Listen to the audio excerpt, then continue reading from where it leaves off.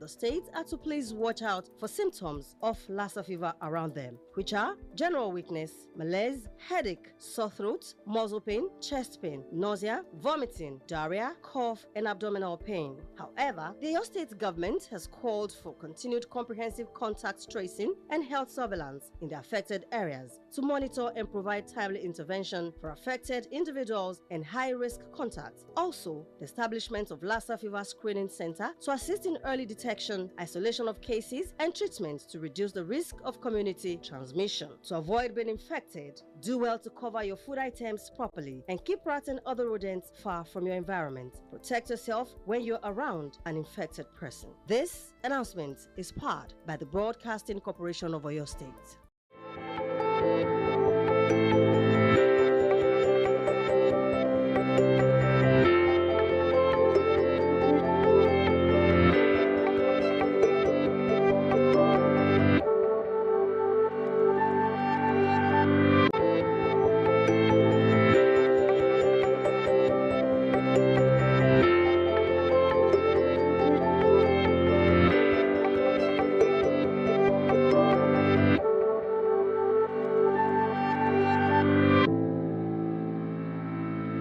Unbeatable.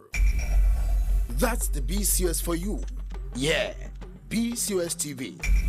Oluyole 98.5 FM Ibadan. Agility 92.1 FM Ogbomoso. Okeogun 96.3 FM Alaga. For inquiries and patronage, please call. That's the BCOS customer care line for you. Do call BCOS, a media giant in a class of its own.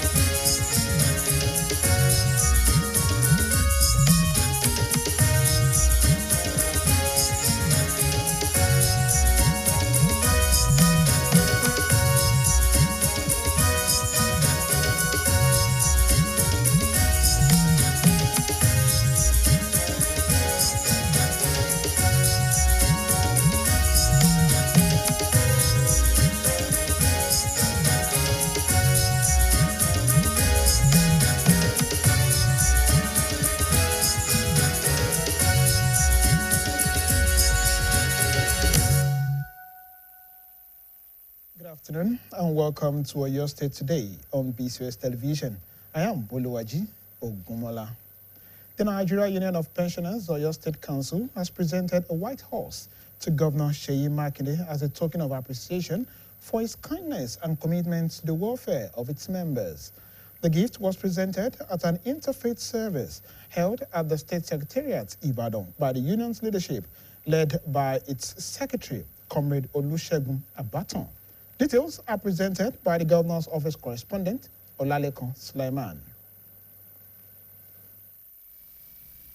Speaking at the event, Comrade Olusegun Abaton explained that the decision to present a white horse to Governor Seyi Makinde was informed by its deep spiritual significance, symbolizing peace, harmony, divinity, and a new beginning, while commending the governor for the recent increase in pensions, which took effect from January 2025.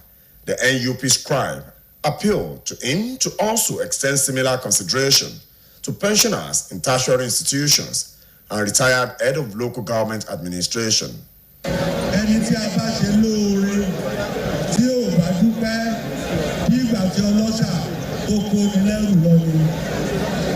Your Excellency, this is the reason pensioners for the first time are part of this year's interfaith service.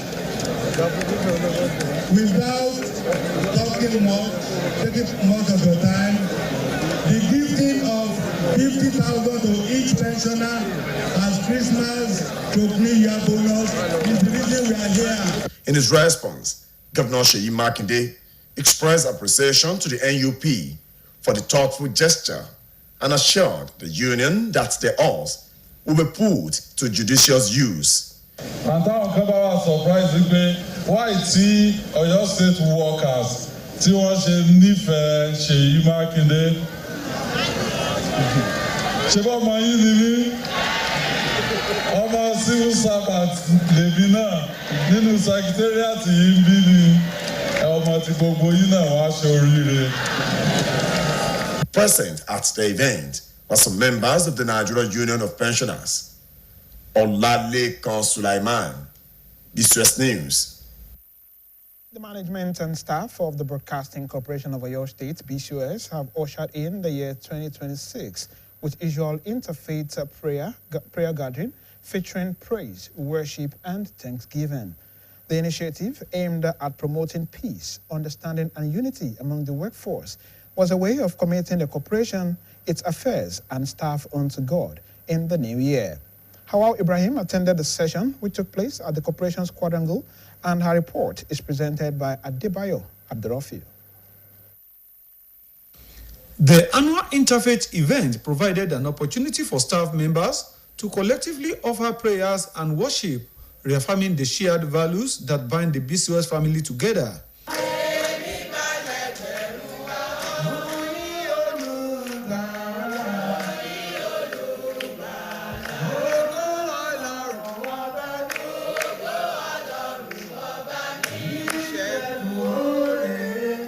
Addressing the gathering, the chairman of BCOS, Mrs. Dotun Olaitan, urged members of staff to remain diligent and hardworking in order to sustain and improve the corporation's internally generated revenue.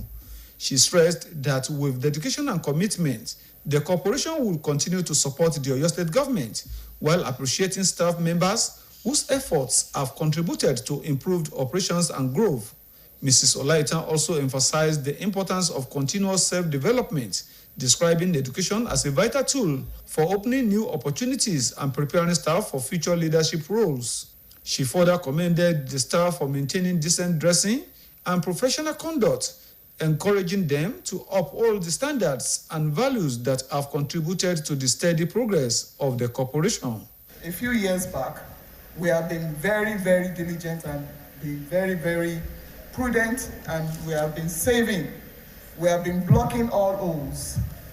And as we speak, we have reaped it. In his remarks, Bishop Solomon Aremu expressed gratitude to God for the spirit of cooperation within the corporation and encouraged staff members to continually seek divine guidance in the discharge of their duties.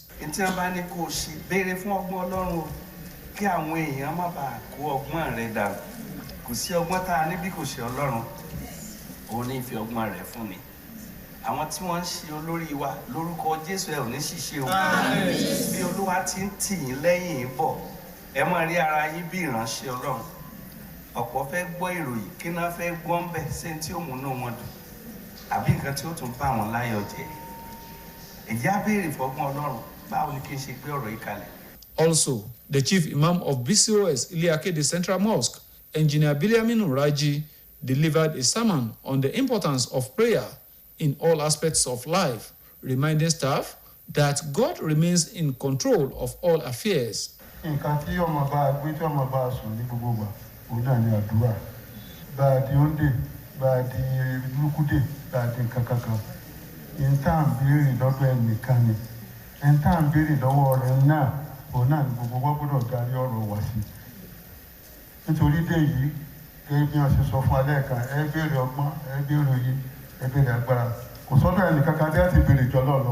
The interfaith prayer session was attended by key management staff led by the coordinating director, Mr. Kunle Junaid.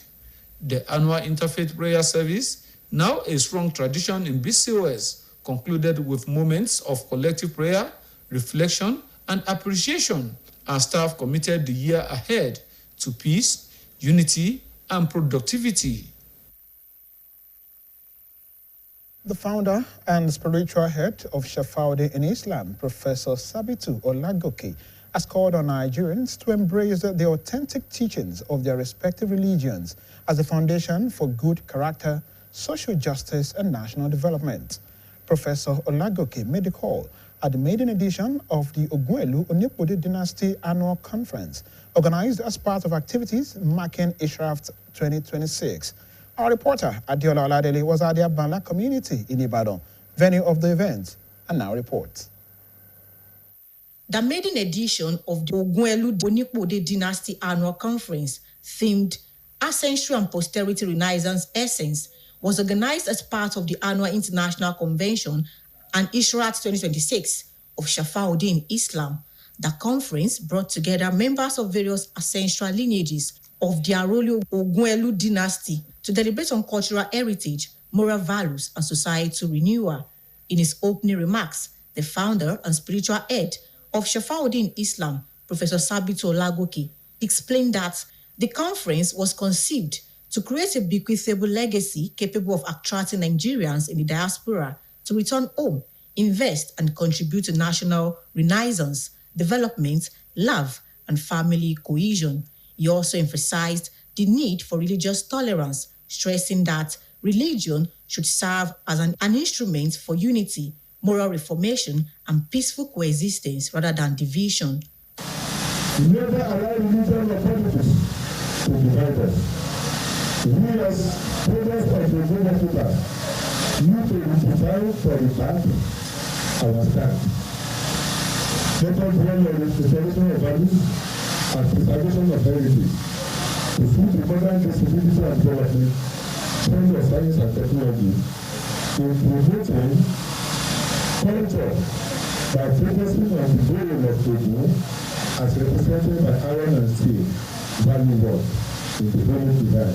Delivering the keynote lecture, the Gbonka Balogun of Ibadan land, Oloye Abiola Arulogun, underscored the importance of reconnecting with ancestral roots as a pathway for cultural reawakening and societal renewal. He noted that modern society increasingly views culture as obsolete, lamenting the decline of communal living, which is said has contributed to several social challenges facing the nation. There were ways of life of our forefathers during pre-colonial era.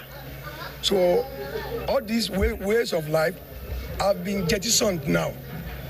And the jettisoning it is now giving us problem in our present society. So if we can do a kind of a revival of such cultures and the tradition, then it will bring betterment. The chairman of Oluyole local government, Engineer Akim Olatunji, commended the vision behind the conference, describing it as laudable initiative capable of strengthening cultural identity, promoting unity, and fostering grassroots development. This is a challenge. This is a call to duty.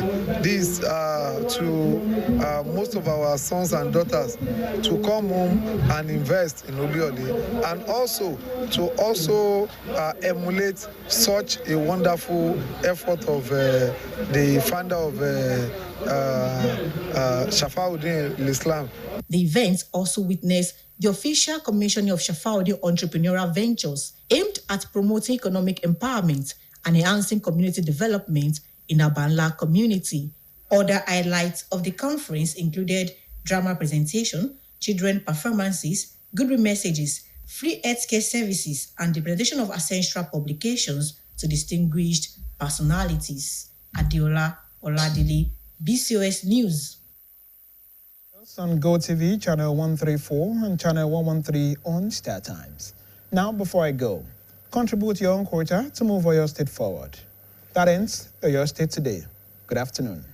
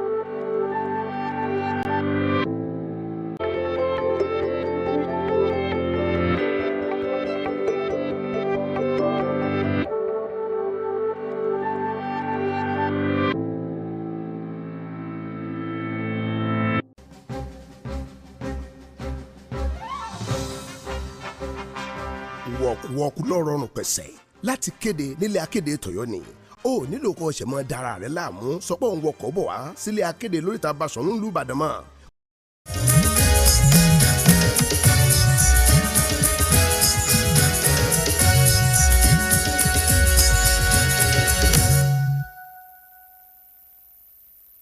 Káàsán àsìkò iṣẹ́ látàárọ̀ ìròyìn ìpínlẹ̀ Ọ̀yọ́ la mú wá fún yín Adémọ́lá Balógun lórúkọ tèmi.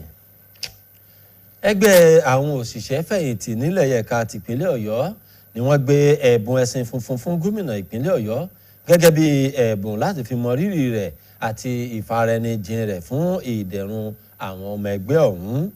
Ẹ̀bùn ọ̀hún èyí tí aṣáájú wọn ti ṣe akọ̀wé Comrade Olúṣẹ́gun Àbátàn gbé fún gómìnà níbi ìsìn alájùmọ̀ṣe tó wáyé níléeṣẹ́ ìjọba èyí tó wà ní Secretariat Agodi nílùú Ìbàdàn.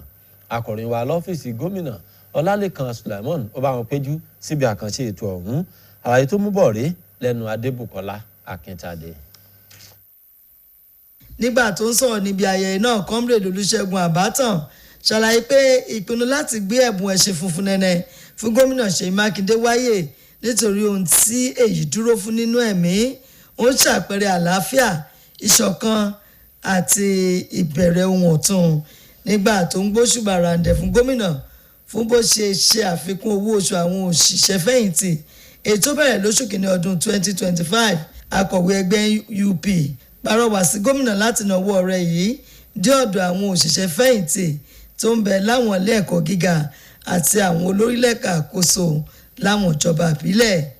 Ẹni tí a bá ṣe lóore tí ò bá dúpẹ́ bí ìgbà tí ọlọ́ṣà tó kó ní lẹ́rù lọ́wọ́.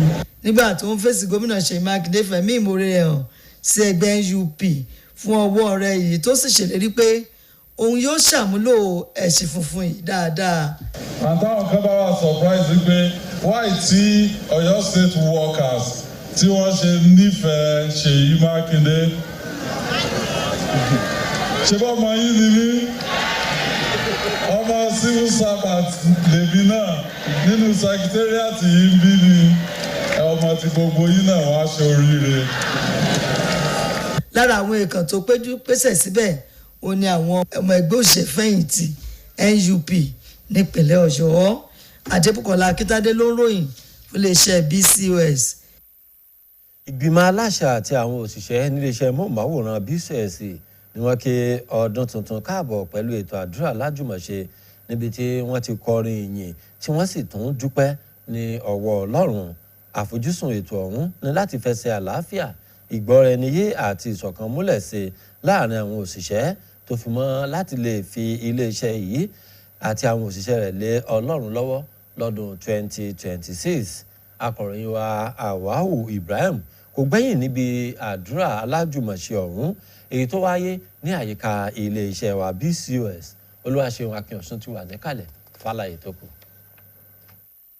Ètò àdúrà alájùmọ̀ṣe ọlọ́dọọdún èyí tí iléeṣẹ́ wa BCOS máa ń ṣe àgbékalẹ̀ rẹ̀ ló máa ń fún àwọn òṣìṣẹ́ ní àǹfààní láti jùmọ̀ gbóhùn àdúrà wọn sókè sí Ọlọ́run. Bẹ́ẹ̀ ló tún jẹ́ àkókò láti fi ẹ̀mí ìmoore hàn fún Ọlọ́run àti àsìkò láti fìdí ìṣọ̀kan àti ìfẹ́ tó so wá pọ̀ papọ̀ gẹ́gẹ́ bí ẹbí kan nílé iṣẹ́ yìí.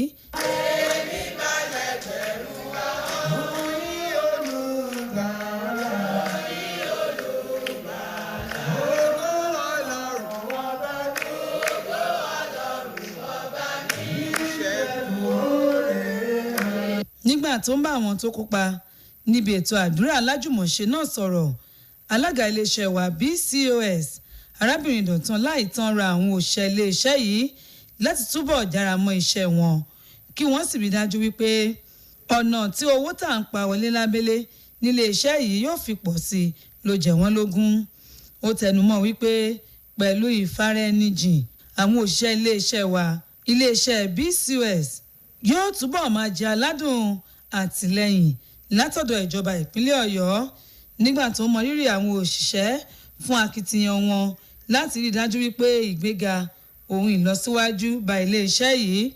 Arábìnrin Ọláìtàn tó tẹnumọ́ pàtàkì kí oníkálukú máa wá ọ̀nà tí yóò tún fi mú ìgbéga bá ara rẹ̀. ó ṣe àpèjúwe ẹ̀kọ́ gẹ́gẹ́ bí ohun èlò kan gbòógì tó máa ń ṣílẹ̀kùn fún oríṣiríṣi àǹfààní bẹ́ẹ̀ ló tún máa ń pèsè àwọn òṣìṣẹ́ sílẹ̀ láti jẹ́ aṣíwájú lọ́jọ́ iwájú. Ó wá gbóṣùbà fún àwọn òṣìṣẹ́ ilé-iṣẹ́ yìí fún bí wọ́n ṣe ń múra dáadáa lọ́nà tó fi ń ṣe àfihàn wọn gẹ́gẹ́ bí akọ́ṣẹ́mọṣẹ́ lágbọ̀n tí ìkọ̀ọ̀kan wọn yàn láàyò. Bẹ́ẹ̀ ló tún rọ̀ wọ́n láti má ṣe yẹ̀ kúrò lójú òpó èyí tí wọ́n ti fi ẹsẹ̀ léyìí bí kò ṣe pé kí wọ́n tún ṣe dáadáa sí i nípa kíkó ipa wọn sí ìlọsíwájú iléeṣẹ́ wa. Nínú ọ̀rọ̀ rẹ̀, Bíṣọ́ọ̀bù Solomon Aremu dúpẹ́ púpọ̀ lọ́wọ́ Ọlọ́run fún ẹ̀mí ìṣọ̀kan tó gbìn sínú àwọn òṣìṣẹ́ iléeṣẹ́ yìí tó sì tún gbà wọ́n níyànjú láti túbọ̀ máa wá ìdarí látọ̀dọ̀ Ọlọ́run nínú gbogbo tí wọ́n bá ń ṣe. Tí wọ́n bá ní kó o ṣe béèrè fún ọgbọ́n Ọlọ́run kí àwọn èèyàn má bàa kó ọgbọ́n rẹ̀ dànù.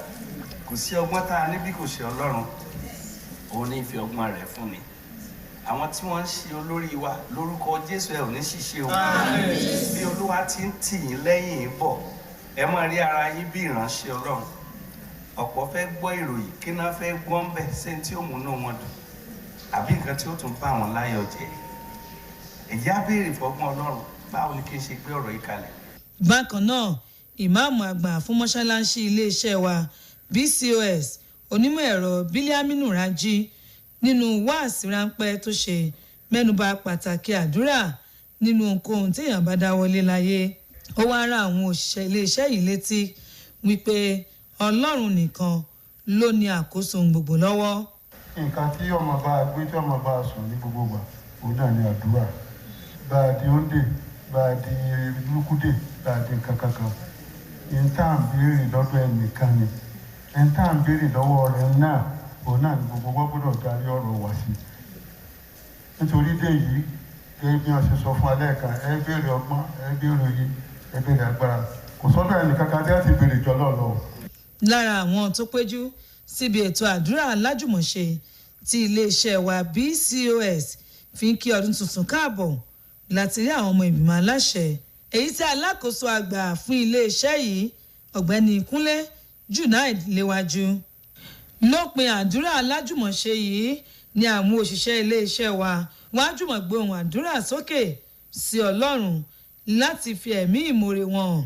Bẹ́ẹ̀ ni wọ́n tún fi ara wọn lé Ọlọ́run lọ́wọ́ nínú ìrìn àjò ọdún tuntun yìí pé kí àlàáfíà Ọlọ́run àti ìṣọ̀kan rẹ̀ kó túbọ̀ máa jọba lọ nílé iṣẹ́ móhùnmáwòrán ti ìjọba ìpínlẹ̀ Ọ̀yọ́. Olúwaṣeun Akínọ̀sùn ló ń ròyìn fún iléeṣẹ́ BCOS.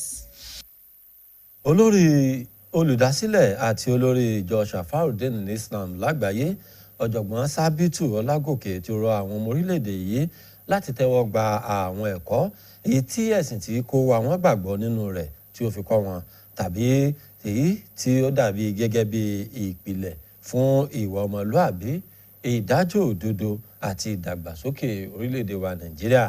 Ọ̀jọ̀gbọ́n Ọlágòkè pàrọwà yìí níbi ìpàdé àpérò ọlọ́dọọdún ti Ògúnẹlú Onípòdé Dánásì ti àkọ́kọ́ ọrú rẹ̀ gẹ́gẹ́ bí ààrẹ ètò èyí tí wọ́n fi ń sàmì àjọ̀dún ti Istra fún tọdún 2026.